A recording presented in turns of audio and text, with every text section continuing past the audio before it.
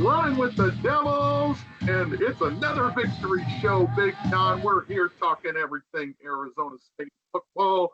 Oh, the Devils with another big win over the BYU Cougars to take over first place in the Big 12. Now, we got so much to get into this week. It's rivalry week. It's hate week. It's a rivalry show here on RWD. We're talking everything ASU, U of A.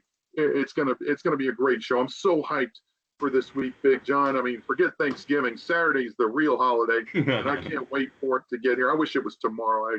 Oh God, I can't wait to head down to the old litter box and take it to those little kitties down in the city that shall not be named. I'm the RyKno Ryan Knowles. Here with me as always, Big John Caldwell. Oh, we're gonna get into some stuff this week. Oh man, we got so much to unpack from this BYU game. ASU fans rushing the field twice. Oh man, it was nuts down there, Big John. Oh my goodness gracious. But it's a victory show. We got the W. We're sitting in the driver's seat in the Big 12. The chase for the championship game is coming down to that last week. Oh, it's going to be a crazy one this weekend, Big John. I cannot wait. How about you? Yeah, I can't wait till Saturday cannot come soon enough. How's that? No, sir. I'm waking up in the middle of the night thinking about defense. So. Yeah. Oh man, but ASU, we're gonna talk everything Territorial Cup, the Duel in the Desert coming up on Saturday. We cannot wait. We're gonna be there along with the rest of the BABC, taking the bus down to Tucson. Excuse me, little Freudian slip there. As the Devils will take on their old rival, the Rats. Man, John, this game, oof, it's a big one. And but we'll be talking everything with that game. We talk as always here on RWD during Rivalry Week. We'll be mentioning our favorite Territorial Cup memories. We've got a lot to get into there as well. But we're gonna start with this past Saturday, ASU out as we go back, Big John, if you could for me, please. Thank you. Devils overtake BYU 20-23. They started out fast. They led 21-3 at the half. Cougars obviously rallied in the second half. Second straight week, Big John, the Devils have come out in the second half and let teams back into games that they probably should have put them away in. Yeah, I attribute it to the fact that you're playing kids who are also on scholarship, and at some time you must expect they're going to fight back. And when you do, it's all game. Yes. And it all. I mean, your reaction to that mayhem or them swinging back at you, that's what you got to be prepared for. You got to be thinking ahead that this is not going to deter you. So it's all in the fight, and you got to expect them to fight. If Steve Nash spoke to the team earlier this year, he says it's going to come at you from every kind of direction you've never thought of, but you have to put that the fact that they've just hit you back in the mouth, and you just got to keep going forward. So yeah. And, Coach Kenny Dillingham, again, in the last couple minutes, some questionable decisions there to try to run clock. We kind of talked about it quite a bit on the pre-show, and here's my philosophy on it. There's a big difference between playing smart and playing safe. And right now, Kenny's just playing too safe. He's trying so hard not to lose instead of winning. After that Javon Robinson interception, it took the ball down to the BYU 6. BYU had 2 timeouts left. There was some time left on the clock, but at that point, Cam Scadaboo's having a great game. He's averaging, 4 or 5 yards a rush. Just give him the ball and block the guy in front of you. Plain and simple. Then go up 12 with a minute to go. BYU's out of timeouts. The odds of them coming down they carved up ASU's defense pretty good in the second half. They probably come down and score again, and you probably have to recover an onside kick, but you practice for that kind of thing. In fact, just drawing back, trying to take a sack and running clock and giving them field position for a Hail Mary just isn't ideal. In his presser yesterday, or was it Monday, where Kenny said, "Look, I had it on my schedule all year to train for Hail Mary, and short second, that short period." And he goes, "We never got to it. I bumped it off, and we never practiced it." So This kind of just shows that the team is. I think they know exactly what they got to do, and they got to play all 4 quarters. But I've had people writing me saying he didn't trust his kicker. Then why did you let him kick 4 extra points at ostensibly the same location, same range? Yeah, that fourth down on the north end zone in the third quarter when he was trying to go up 28-3. Right. That was kind of the turn of the momentum from that point on. Yeah, I get it. You're trying to go for the knockout punch kind of early, but I just at that point just kick the field goal, take the points. Yeah. I think you're playing there. It's either he's either too aggressive or he's too safe. There's no happy medium there, and it's going to cost him a game at some point. Yeah, I think a little bit smarter about what he's doing there. Yeah, if you don't respond correctly, it will cost you a game. Today, Coach Dillingham was interviewed by Matt Berry on ESPN. Right. Earlier, and that was yesterday. Was it yesterday or today? Oh, yeah. Yeah, it was yesterday at lunch. Yes. Yesterday at lunch. Yeah, I saw it. And so, I actually put a still photograph of it on Sun Devil Nation. But my point in all this is that you have to expect the other guy to swing back at you at some point, guys. But one of the other scenarios, and then how you respond to them swinging back, right, will determine the outcome. I think. Exactly. This is a long game, and they're on scholarship too. Some of these people are gonna, take this pretty seriously. And BYU was playing. I mean, they had just come off a bad loss to Kansas. Yep. They were sitting pretty a couple weeks ago as far as the Big 12 championship game. Now they need some help just to get into the game after being undefeated for most of the season. So, yeah, they were playing with some urgency there in the second half to try to come back, and they made some adjustments at halftime, and they were carving up ASU's defense really well. Jake Retzlaff, I think, probably about 250 yards of that of his 346 were in the second half. Right. He did have those 2 interceptions, which ultimately proved to be the difference. That diving kick by Jordan Crook was huge in the first quarter. It was beautiful, yeah. Yeah. But Chase Roberts and Darius Lassiter, we talked about them. They're their 2 best weapons in the BYU arsenal. They combined for 11 receptions, 211 yards. Keelan Marion, who we didn't even really talk about, they gave him the ball on a couple of end arounds, and he had a couple of rushing touchdowns. Yep. Isaiah Glasser on defense was one of the few bright spots. He had a couple of tackles for loss to go along with 12 total tackles, but he flashed on film though. He was in the backfield quite a bit. He was in that game. He was their most effective defensive weapon, I thought. He was back there all day. But ASU's defense, they had a strong game though. Even though they struggled in the passing game, they turned BYU into one-dimensional offense. They didn't even give up 100 yards rushing, had 4 tackles for loss, 5 pass deflections, 2 interceptions. That third down number is a bit of a concern to me. I felt like they could have gotten off the field a few more times on third down. This would have been a much different game if not have come down to the final play. But ASU's offense was money for just about the entire game. 35 minutes for the time of possession. 7 of 13 on third down was pretty good. But the 154 rushing yards, very strong against a BYU defense that had been pretty good against the run. And then that unfortunate 11 interception, they got tipped up in the air. They killed the drive. Right. It was unfortunate, but luckily ASU didn't give up any points when that happened. So Sam Levitt, another strong game for him. Sorry, go ahead. Oh, I was going to say things that they practiced all week. If you remember when Tyson caught that one ball, he cross-armed it, right? Right to his chest. That they worked on. No drops for him in this game. That's right. Heinz Ward said, when you catch a ball in traffic like that, I want you to go immediately to the cross. And he did, and that's an improvement in his game. Yeah. But very nice. And the long pass to Xavier was pretty. They BYU bit so hard on the play action. That was beautiful. Granted, Xavier had to kind of wait on the ball a little bit, but he was so wide open. I mean, he was able to run down the sideline for the score. It didn't even matter. Happy for him to get that on senior day. But yeah, Sam Levitt, another nice game for him. You know, despite the interception, he was still 16 of 25 for 247 yards.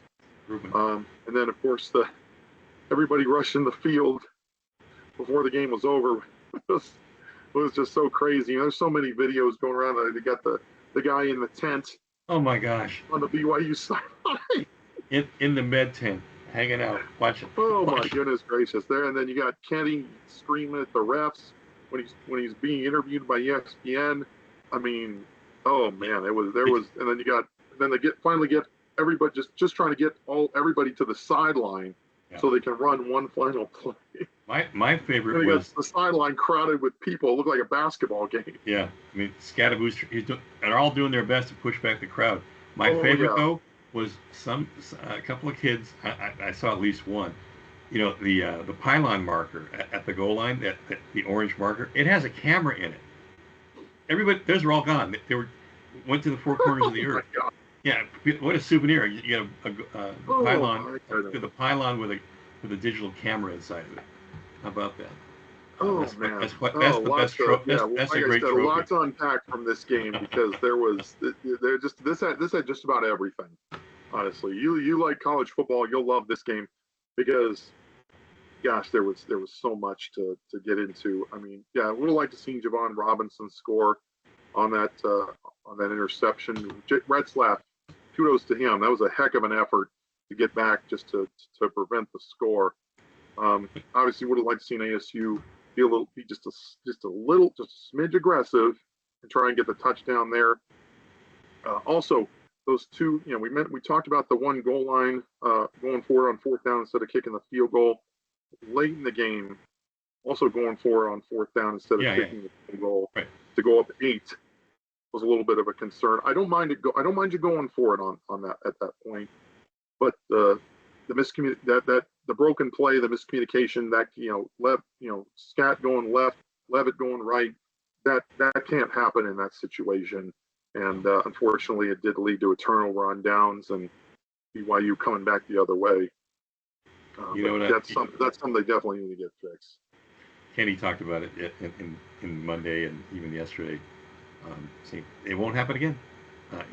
Matt Berry said, "Why not a touchdown?" He goes, "You're right. Should have let Scadaboo carry it in. You're right." Well, after looking at the film and the way things played out, I think he's, especially after Kansas State and kind of the way things went there, too. I think he's kind of changing his tune a little bit. Maybe not playing quite so. Again, there's smart and they're safe. And I think he's going to veer more towards the smart side. And with Scat having the game that he did, I think handing the ball off to him is the right move in that situation. And then I think he's learned his lesson. Remember, Kenny's still young.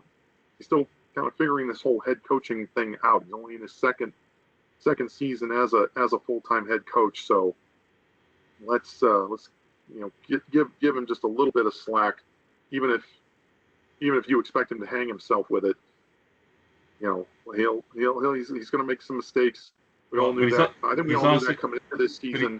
But luckily, those are mistakes in a win. But I would just counter, and I'll leave it here, and that is, you can criticize a couple of fourth downs and not going and going for it as opposed to kicking. But where's the criticism of the onside kick?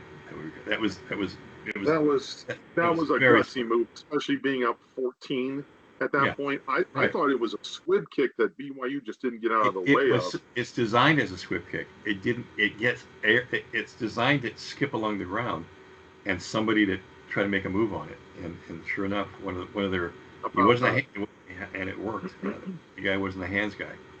But yeah, Kenny said that is a squib. That was designed to be a squib kick. You know what I like? That's what it seemed like. I thought ASU heads up getting on the ball. Yeah. There was that was such a huge play, and then they come down and score on it again to go up 21-0. You knew at that point that it was the closest thing to a trick play we've seen all year. It was. Well, they haven't really had to run a lot of trick plays. No, they had a lot of success in the, in just playing straight up that, haven't really had to. I mean, yeah, we saw the fake field goal in the Kansas State game, but that right at the end of the half, but that was almost out of necessity because so far.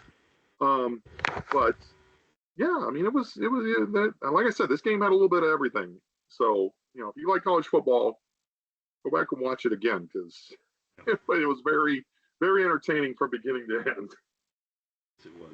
So, as we do every week here on RWD After a Win, Players of the Game, presented by the Valley Athletic Booster Club. To support local athletics, check out valleyathleticboosterclub.com. And for me, there's only one player you got to go with. The senior, Cam Scattaboo, had a heck of a final home game. 28 carries, 147 yards, 3 touchdowns, also 3 receptions for 12 yards. Just another great game from Cam. He's starting to get a little bit of Heisman buzz. Yeah, rightfully so. He should. I mean, his yards after contact have to lead the nation, and that's no minor statistic.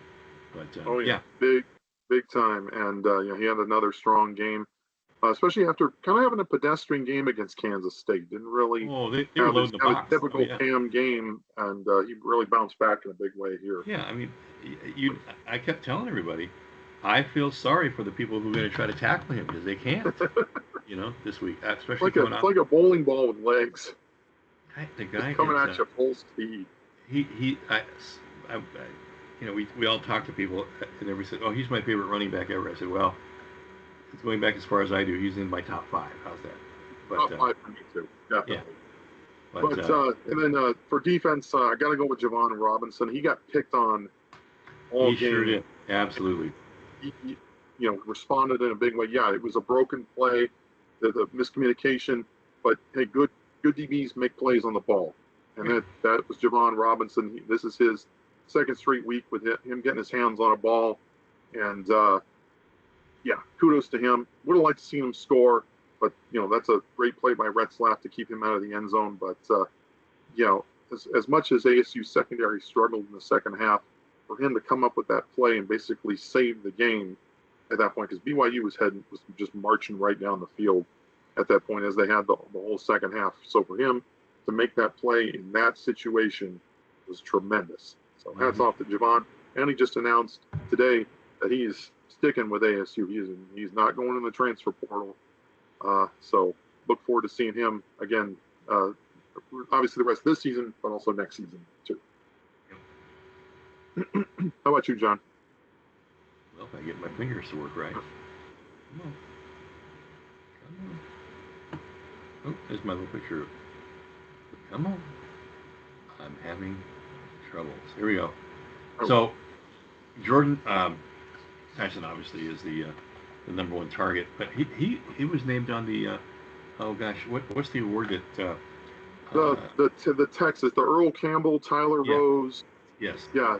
The best, like the best football player from Texas award, and he's a semifinalist for that. He should, as well he should be. Dion gave his back just because his DB / running wide receiver didn't get it. Well, and he's also not. Travis Hunter's now also not in the semifinals for the Thorpe Award. Yeah, there you go. Dion was kind of critical of that, but Jordan Tyson, that back shoulder catch that he made around midfield, yes, that really helped jumpstart ASU's offense at that point. That was such a tremendous play at a big key moment that ASU really needed in the worst way. So that was a tremendous play. Great to see him. This was probably the most, even though he didn't catch a touchdown, it's probably the most consistent game that he had, catching the ball, no drops, no fumbles. No, miscommunications with Sam Levitt. He has another game like this. I fully expect him to get in the end zone at least once. I hope people appreciate what the injury Jordan Tyson has overcome here. Guys, he had every ACL, MCL, PCL, everything in his knee, every ligament was blown. And to come back and play at this level is, to me, I'm just trying to get over a knee replacement. I know how hard this has been after 5 months. My stepmom's going through that too right now. It's no fun whatsoever. It's not fun. Knees are very, they're not designed for all this athleticism. But overtime. Yeah, But and then that catch that he made, kind of like this, jumping up and with the defender right in front of him, and then him spinning out and heading upfield for a nice gain was a big play as well. So a couple big plays from Jordan Tyson in this game. And I thought on defense, Keyshawn did an outstanding job. He did what your captain is supposed to do. He communicated, lined everybody up in the right places. But he had 4 solos, 3 assists, a tackle for loss, and a sack. So those are big numbers for him. And that was the Sun Devils' only sack of the game, too. That's right. So, kudos to Keyshawn. The defense looks so much better with him back in the lineup. When he had that neck stinger and was out for a while, defense didn't quite look the same. So with him being back and the defense just, especially up front, they did a great job limiting LJ, what's his name, the running back, LJ Martin. He only had 42 yards rushing. Now, part of that was BYU having to throw the ball a lot more in the second half to try to play catch up, but they didn't even get 100. But for them not to break 100 yards rushing is huge, because Sataki, he's always a guy who likes to play in the trenches, likes to win the battle up front and run the ball. So for ASU to turn them into a one-dimensional offense was a big part of them coming away with a win. All I know is we'll get into playoff scenarios, and I don't want to play those guys again. Well, no, you might have to, but you never do. But BYU was ranked for a reason. Yeah, they were kind of reeling a little bit after that loss to Kansas. But this was still a very, very tough team that you knew you were going to fight with for all 60 minutes, and they didn't quit. I mean, when they got down 21-3, they battled back. They had a nice goal line stand there on that 4th down. They turned that into points. They didn't go away, and that's what good teams do. They fight you for all 4 quarters. And hey, hats off to BYU. They played a heck of a game. You remember early in this podcast season, I raised the question. I said, we brought a big issue of turnovers being improved, and it has. And clock management is something we know that as Kenny grows, he's getting better at it. But to me,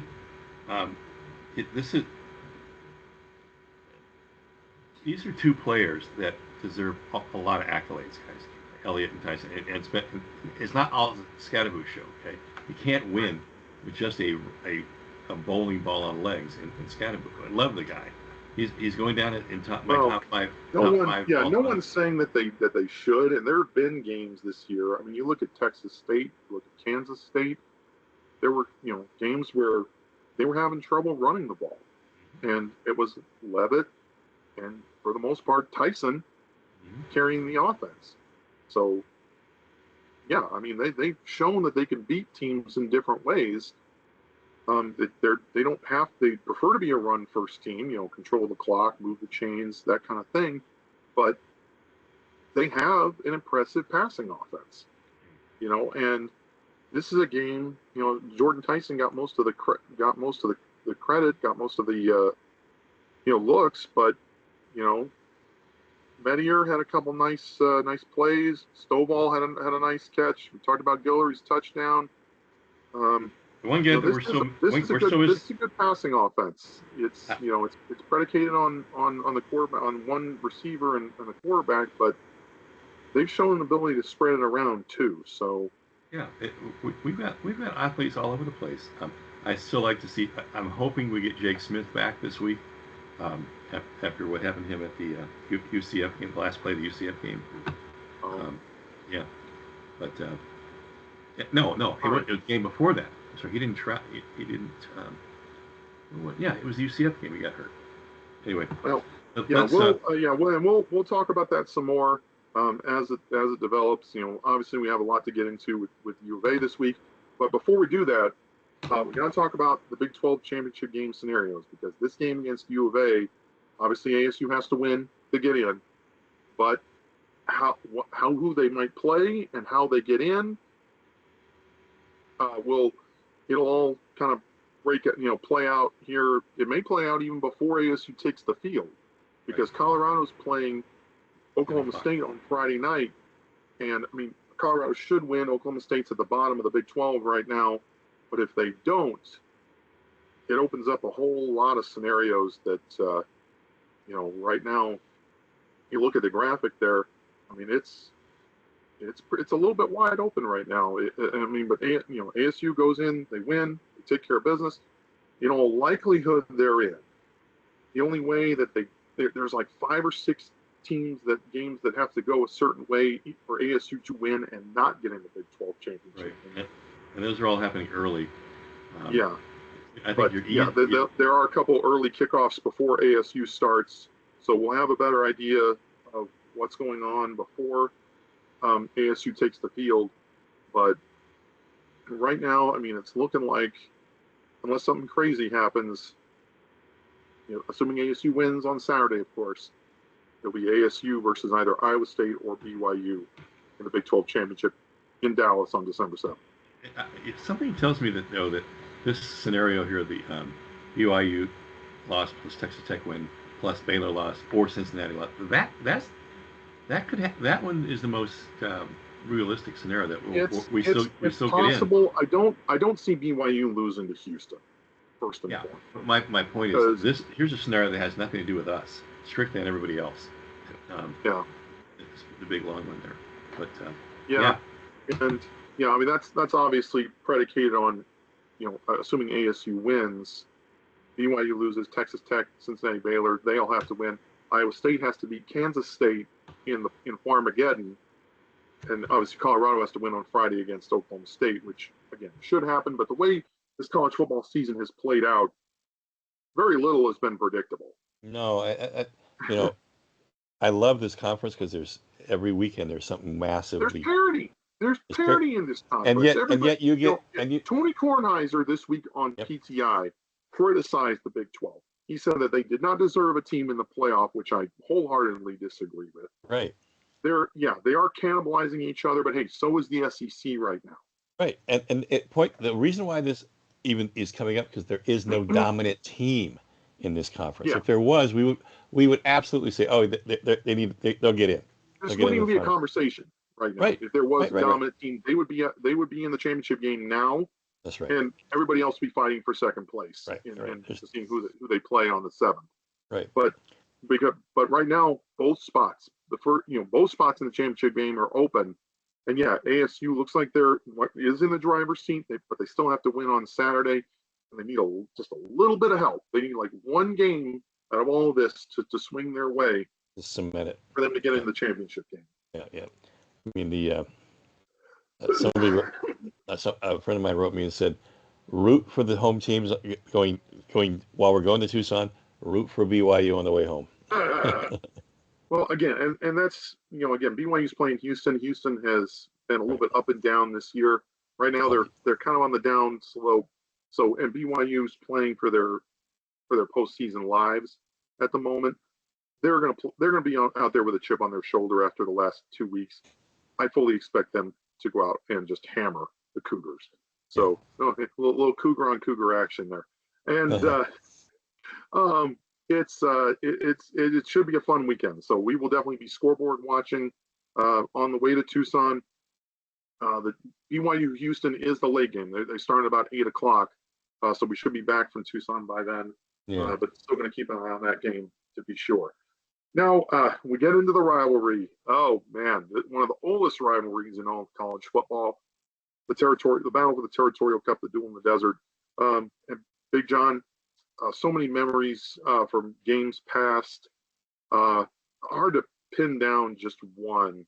My earliest memories of this rivalry were watching them go at it. It seemed like it was the only game I ever watched in the early 90s of the season, because it was always on Channel 3. It was always Tim Healy on the call, and it would always come down to a field goal. It felt like at the end. Yeah.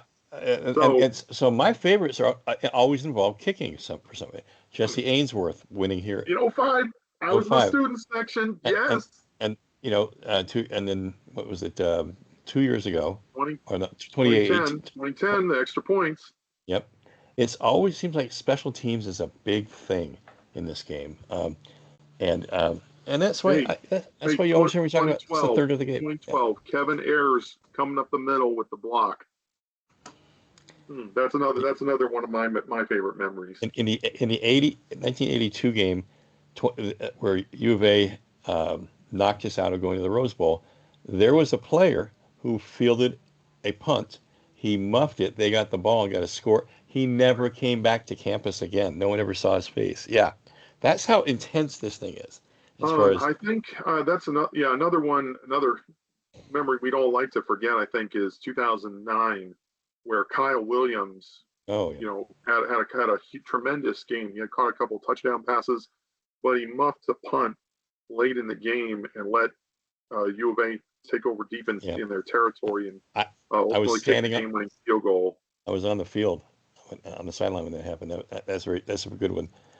Yep, and that was a rough one to take. But I mean, Mike Barth with the fake field goal, running in for the touchdown. Oh, the 2x one. Lawrence Guys knocking down two balls. James Brooks. James Brooks, excuse me. I was confused. Yes. James Brooks, 2010, knocking down two. I was there. Well, to be fair, he knocked down one, and the second one, Alex Zendejas kicked into the back of his own lineman. Yeah, he shaked it. The problem is those are some crazy times. I mean, special teams is definitely a big part of this. One of my all-time favorite memories, also in 2005, Terry Richardson taking that punt back for a touchdown. He's crossed the goal line right in front of the student section, and I was there. We went bananas. I mean, I was getting mobbed. We were going crazy. I was weepy after that return. I swear to God, it was so emotional. And if you remember, he had a technique where he'll run diagonally. In this case, he runs diagonally to the left, sees the seam, then cuts up. Great technique to get that. And then we were just sticking with the kicking. The next year in Tucson was the double kick, where the punter muffed the snap. It's rolling around on the ground. He tries to dribble it like a soccer ball and gets nailed by Keegan Herring. I remember Thomas Weber. They called him for like illegal touching or something. But oh man, that was played on the highlight reels for a long time. So I remember, what year it was? 05? No, it had to be later than that. Thomas Weber had a phenomenal game kicking. And Montez Perfect went off on everybody that night, and we I can't remember. I think that was 2010. 2010, yeah, down there. That was a really great win. That game had a lot of everything too. Brock Osweiler getting the team together to start the fourth quarter and pumping them up. Yeah, that was just a crazy game. Do you remember the comebacks in 2012 and 2018 down in Tucson? Were completely crazy. I mean, oh man, you can just go on and on. I love, when you get guys like Stoop saying my nephew Kyle was the most hated man in Tucson for knocking out knocked out Tuatama, but he put that was in 05. 05 put the crown of his helmet right in his ear hole, and that was his last concussion, I think. It was a freak thing. It was two guys hit him at the same time. The other end came around. They both got to him simultaneously. The first where? Maybe he knocked Tuatama to the side, and then Kyle came in and hit him. But then Mark Stoop had to say Kyle was the most hated man, or most wanted man in Tucson, and that only to be replaced several years later by Eno Benjamin in the end zone, serenading. 2018 and 19 made Eno a very hated man in Tucson with the way he ran the ball, way he was that block that he put on that one player and put him on the bench. Mm-hmm. Oh yeah, he drove him all the way out. Yeah, that was crazy. I mean, and one of my favorite games of all time, doesn't really get talked about enough, was Todd Graham's last game in 2017. And, Manny Wilkins just kind of willing that team with some of the runs that he had. And he's hurdling guys, he's trying to get, getting first downs.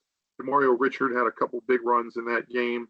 And N'Keal Harry taking over in the fourth quarter the way he did. He caught a couple big time touchdowns where he just they were 50-50 balls, more like 70-30 with him involved. And he just showed what a special player he was in that game. And then, I mean, UVA couldn't get a punt off to save their lives in that game. I think Curtis Hodges had like 2 punt blocks. Yeah. And Khalil Tate getting knocked out right at the end of the first half. He was 0-3 against the Sun Devils, by the way, in rivalry games. That to me was always a crazy game because U of A jumped out to a big lead early on. ASU closed the gap. Khalil Tate can't come back in the second half, and suddenly U of A can't throw the ball to save their lives, and ASU just took it to them from that point forward. And it was really fun. It was a really fun time. It was a crazy game. Here's my only issue going to this game, and you can talk me off the ledge, but I'm just concerned about 60 new players coming in here this year who have never they've heard about it, they may have seen it, but they've never played in this game. Well, and I think that's why Dilly's going to have somebody from your facet. Word is it's Terrell Suggs, could be somebody else coming in and talking to the team about this rivalry and what it means to them, to kind of give them a different appreciation for it. You're absolutely right. A lot of new players on this team, but there were plenty of guys who were on this team who were part of this game last year and 2 years ago down in Tucson when ASU, just basically ran out of time. They almost had the game won late after that 4th down stop and just couldn't put a drive together. Then there were plenty of guys on this team last year after getting embarrassed at MP. So they got a chip on their shoulder coming into this game, believe me. Cam Scadaboo, Lee Fatanu, Jordan Tyson was on the bench, but he was part of the team at that point. Stovall, Guillory, as far as the rest of the offense goes, they were here for all that. Emmett Boley is another guy who was on the team then. Hanajor, there's and then defense, Kayla McCullough, Shamari Simmons, CJ Fight.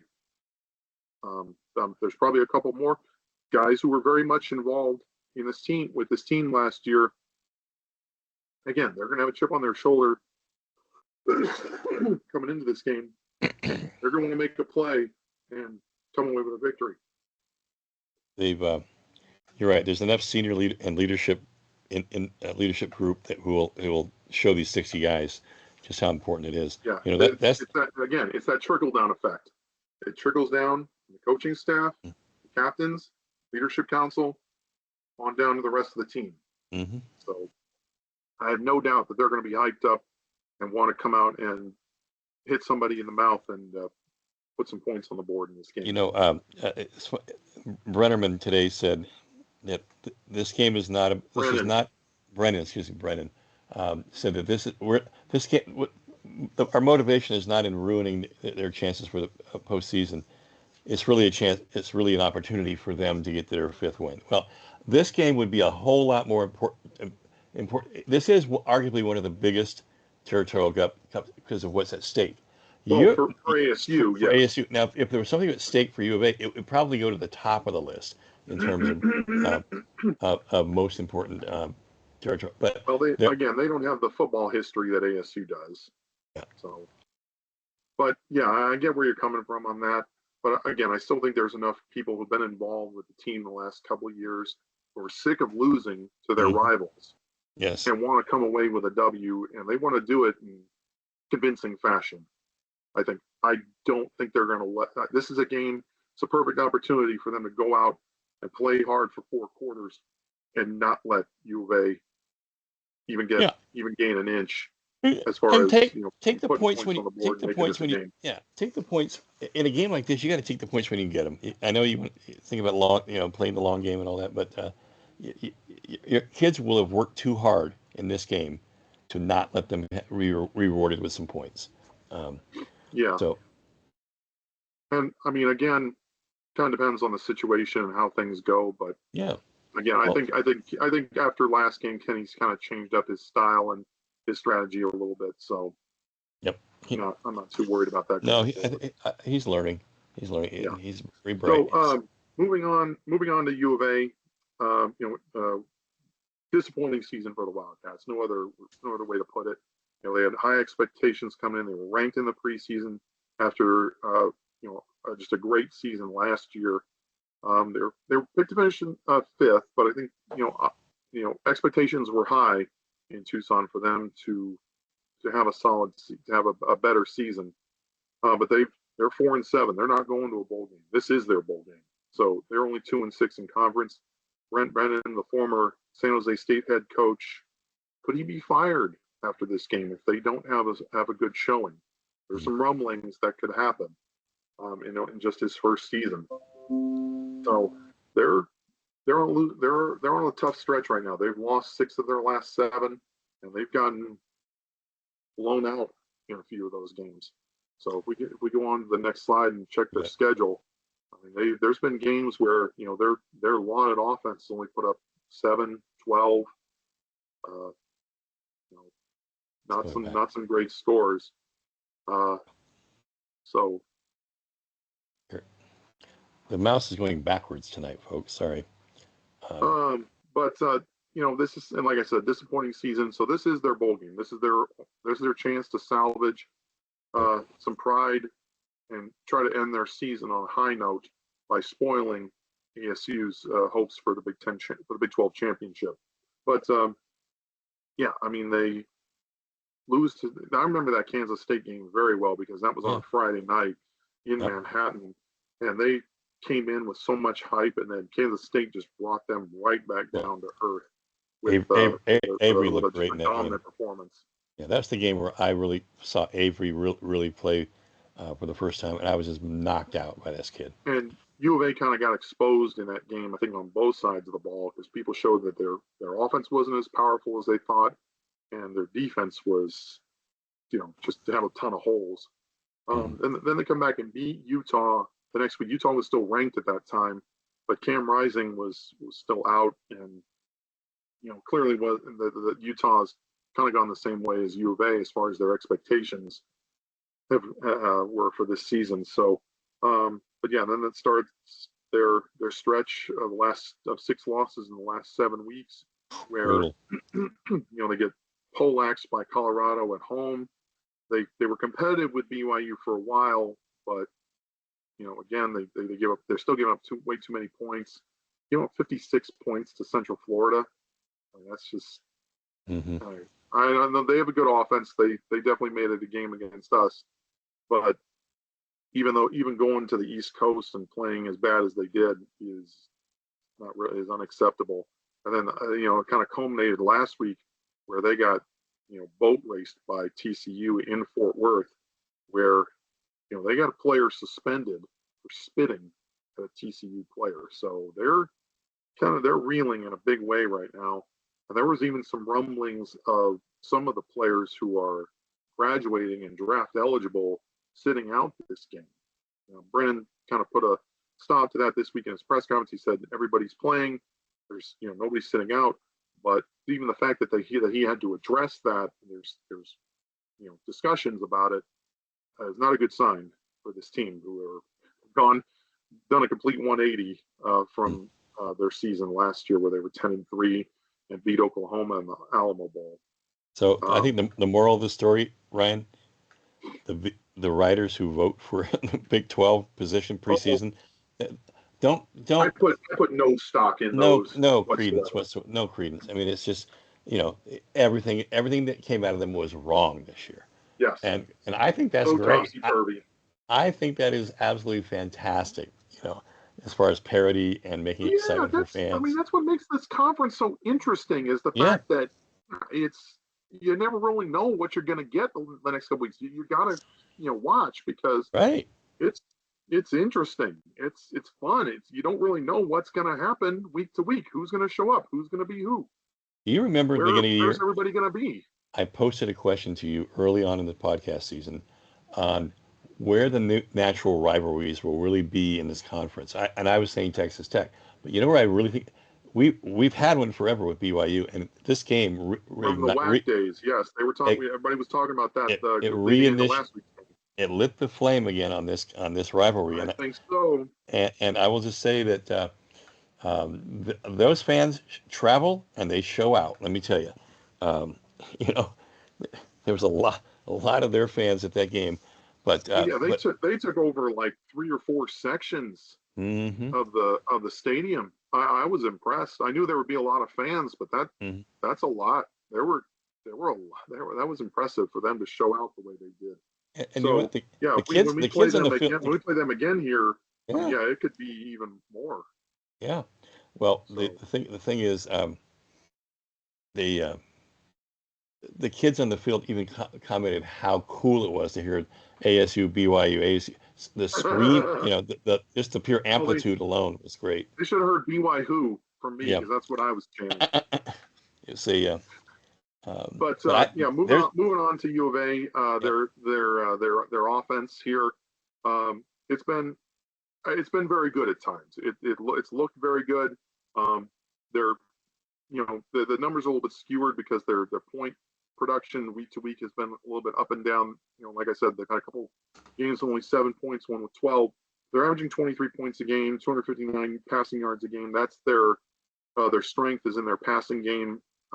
Their offensive coordinator Dino Babers in his first season in Tucson, he was a holdover from Jed Fish, the former Syracuse head coach. And Noah Fafita, he's looked really good at times. He was a tremendous player last year. His numbers have kind of taken a hit this year, but he's still completing a 61% clip, over 2,800 yards, 17 touchdowns. But those 12 interceptions have hurt him a lot. He's been prone to making mistakes. I think this is such a one-trick offense with them. Looking for McMillan, Fafita looking for McMillan so much. They don't run the ball particularly well. They were expected to be kind of a 1-2 punch with Conley and Rayshawn Luke, who played very well for them last year. But he took a medical red shirt this year. It's possible he might transfer. There was another guy, Krosky Merritt, who he came in as a highly touted player. He's been missing the last couple of weeks with some personal problems. So it's been Quayle Conley mainly as the primary back. He's had some decent numbers, 140 carries, 719 yards, 8 touchdowns. But they haven't run the ball very consistently with him. But their strength is in their offense, and the big weapon is Tetaroa McMillan, who's expected to probably win the Blitnikoff Award for the top receiver in the country. He's broken all kinds of school records for receptions, yards, touchdowns, 78 catches, 1,251 yards, 7 touchdowns. He's a big play guy, and teams need you got to watch out for him because he will burn you if you don't have a guy on him at all times. Yeah, so many teams started off the year trying to. Because I don't know why, but they all tried to put him in zone. It didn't work a bit, And I think it was like the third. And man-to-man's not going to work either because he's too big, he's too fast.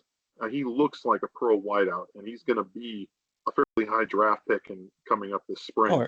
Everything I've read has him either at first round and probably the first wide receiver. I've seen a couple of guys who I respect saying he may be the first player off the board too. Just because of what he can rep. I think there's too many QB needy teams, but he'll go fairly high. I would not surprise me if he's not a first round pick. Chris Hunter has been a decent complimentary player for him, but it's basically the Fafita to McMillan show for this offense. But Hunter's got some decent numbers: 32 catches, 306 yards, 3 touchdowns. They will use the tight end Sam Olson. He's got a couple scores to his credit this year. And then the anchor on their offensive line is their center, Jonah Savanea. He was on the Outland and Lombardi preseason award watch list. He's likely to get drafted as one of the better linemen. Teams are going to like his versatility because a lot of teams project him as a tackle at the next level. He's a center for U of A, but he can likely play all 5 positions, to be honest. So definitely got to try and work around him. So I mean, this offense has been very explosive at times, but they've also struggled at times because they are, you know, a little bit limited in what they can do because of how thin their running back room is, and then, you know, Fifita's inability to get on the same page with consistently with other wideouts has hurt them as well. So we have. I think we can match up well with these guys. I'm going to pose the question a little bit later on how do you defend McMillan, or what do you do? And I think I may have hit on it by talking to some former players last night about how they would approach it. Now, you know, let's put this. You could tell this guy he can do everything. He's just a thinner Randy Moss to me. You know, he's got that capability. I don't quite see him as the specimen that Moss was at this point in his career, but he's definitely got pro prospect written all over. Watch how he runs. He runs like a deer. It's really pretty to watch. Exactly. Yeah, it's really cool to watch. He looks like a track man out there practically. Yeah, but I mean, he can make every catch in the book. He can run every route. He's got great hands. He's a big red zone target. I mean, there's so much to like about him. And scouts are drooling over him. He looks like a big time pro wide receiver. So one of my buddies is traveling with the Denver contingent Broncos. With the Broncos scout and executive team is coming down to see him this weekend. There you go. Yeah. Yep. And rightfully so. And as far as U of A's defense goes, I mean, yeah, there he is, number 4. You'll be seeing a lot of him on Saturday, believe me. As far as U of A's defense, they've been a little bit suspect this year. They're giving up an average of 30 points a game, and it starts up front. They give up a lot of rushing yards, 164 yards per game allowed, but their pass defense hasn't been much better either. I think they're giving up 227, 228 yards a game through the air. So, you know, their defense has gotten exposed a few times this year. And when your safeties are your leading tacklers, that tells you a lot as far as what your defense is about. Right. But Genesis Smith, you know, Dalton Johnson's kind of been the tackling. The big tackling machine for them, 85 tackles, 5 tackles for loss. Genesis Smith leads the team with 3 interceptions. They're good. They're a decent tandem. Dalton Johnson's kind of the strong side guy. He plays closer to the line. Genesis Smith is more of the center field safety. Oh, yeah, safety, yeah. Yeah. And then Trey Smith is their best pass rusher. He leads the team with 4.5 sacks, along with 47 tackles and 8 tackles for loss. Not too many big sack numbers on this team. They've really struggled to get after the quarterback. They don't force a ton of turnovers. They're really just pretty much play a bend but don't break style of defense. As we go on to the next slide, Tacario Davis though is a legit pro prospect. He looks like a professional corner, and he's getting a lot of love, and the teams have kind of shied away from him. That's why he doesn't have an interception on the season, but he does have 6 pass deflections on the year. He's a guy you probably want to stay away from if you can. And then linebacker Tate Brown and defensive lineman Chase Kennedy are also worth mentioning. They each have 2 sacks on the season. So you know, a couple decent pro prospects possibly in the secondary, but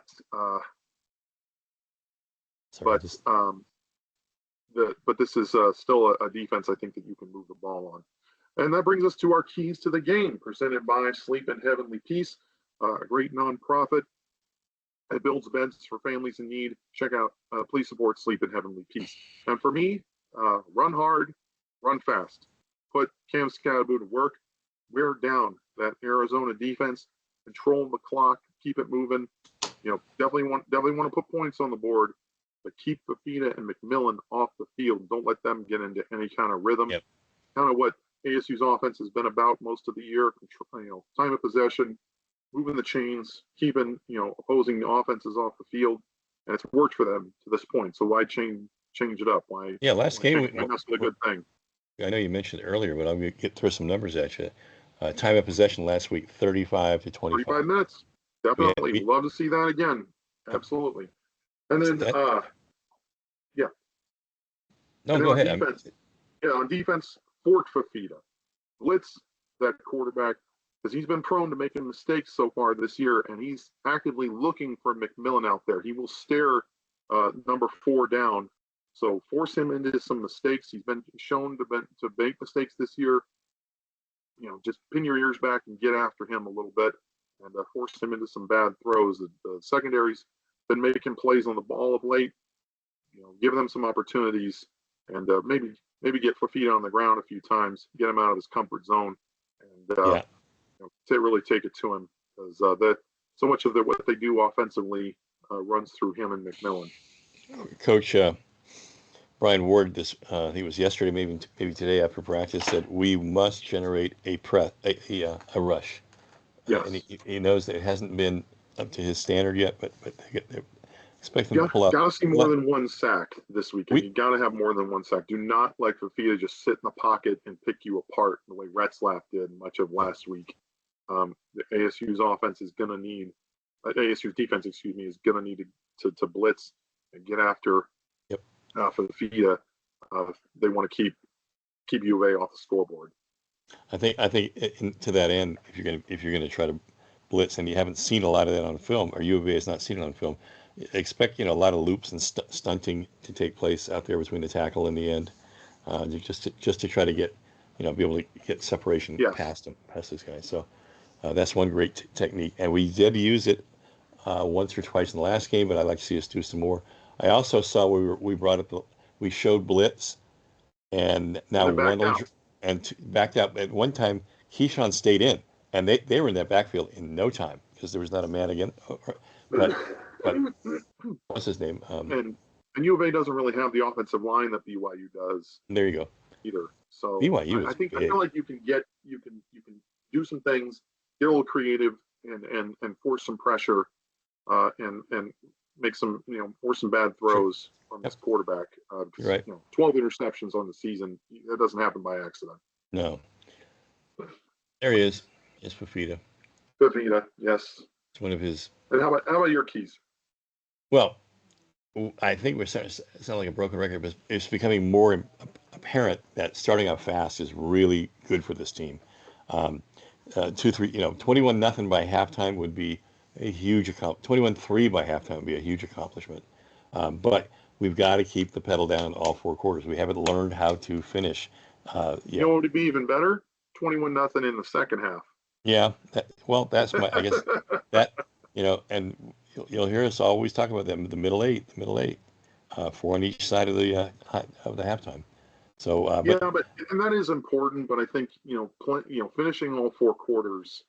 I mean, other than Wyoming, we haven't really seen that this year.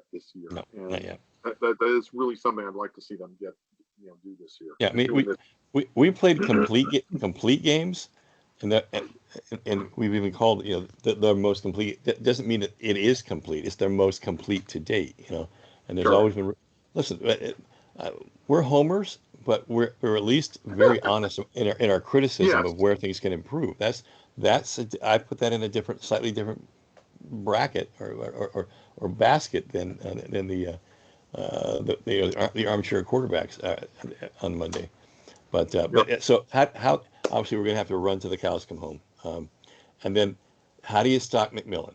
And talking with a lot of people who played in this game, feel like because he can beat you in man or he can beat you in zone, maybe we bracket him, and maybe you can explain what the spacing looks like. You shade coverage to his side too, regardless of what side he's on. Yeah, you definitely keep a safety over the top, keep a corner on him certainly, but make sure there's somebody who can come up and make a play on him if and when they throw him the ball. Yeah, it might open up opportunities for other players, but Fafita's been looking his way a lot, and he stares him down. We've seen it on film. He's trying actively to get the ball to him. He'll force feed him quite a bit too. So, if they can just try and do what they can to take him away as much as possible, and hopefully your pass rush can get home, I feel like you're gonna win more than you lose on defense. I agree. I just know at the college level, your secondary is not the same thing. You don't have these man-on-man lockdown guys like you have in the pros. Once in a while you do. But I think this is one of the best approaches for stopping McMillan. But we shall see. I mean, he's a special player, and it's going to be a big test for ASU's defense. Oh, absolutely. Yeah. But I feel like they're up to the challenge. But it starts up front with them getting pressure on the quarterback, not giving Fafita time, getting hands up in his passing lanes. Don't give him a clean pocket to throw the ball and get him on his butt a couple times, even if he gets the ball off. Make him pay for any plays that he doesn't make. Mm-hmm. And try and do what you can to try to take away McMillan. Again, that might open up opportunities for other guys. But Fafita's had trouble getting on the same page with those players. So it's kind of take what you can get, take away the big weapon, and hopefully you might have to leave some of your guys in some of those one-on-one situations, but I feel like you can win more of those matchups than you lose. So are you with me when I talk about time of possession? It is a 35-25, a 10-minute gap. In this game, definitely, because I feel like if you have those numbers, especially with as one-dimensional as U of A's offense has been most of this season, and their defense's inability to stop the run consistently, and ASU's strong rushing attack, I feel like if you can do that and you can keep them out of the end zone, more possessions than you allow them to score, you put yourself in a good spot to win this game. Prediction time. And, now it's prediction time. A little bit of a different story. Usually John and I are fairly close in our predictions. I was only 1 point off last week, by the way. I had ASU winning 27-23. They won 28-23. This week, I do think U of A is going to put some points on the board, especially in the second half. I still want to see ASU play hard and try and dominate for all 4 quarters. I just don't know if it's going to be this week. I feel like they'll jump out to another big lead, but U of A will come back a little bit. But ASU slam the door late and come away with a 35-24 win. I like it. I like it a lot. I can't help but think that, with the improvement in the little things, less penalties, less, not getting an interception last week. And we didn't talk about it. I'm sorry, John, I don't mean to cut you off. We didn't talk about it, but penalties were a problem for ASU against BYU. They had 9 penalties for 76 yards. Yeah, that's a lot. But I know they're working on. They're going to be working on that. They're also going to just work on, their own play calling and I think this the game against BYU, it was a wake up call. I think is another thing too. Yeah, I mean, this isn't a video game. Sorry. No. Real people out there, absolutely. But you got ASU kind of running away with it. I certainly hope that that's the case. We'll be there. We'll be taking the bus down to Tucson on Saturday. Can't wait to see you guys down there. Hopefully we'll be talking about another ASU win and the Big 12 championship game on wood next week. So for Big John Caldwell, I'm the RyKno Ryan Knowles. Good night. Go Devils. Forks up. Claim the cup. No pity for the kitty. And have a happy Thanksgiving. Happy Thanksgiving, y'all.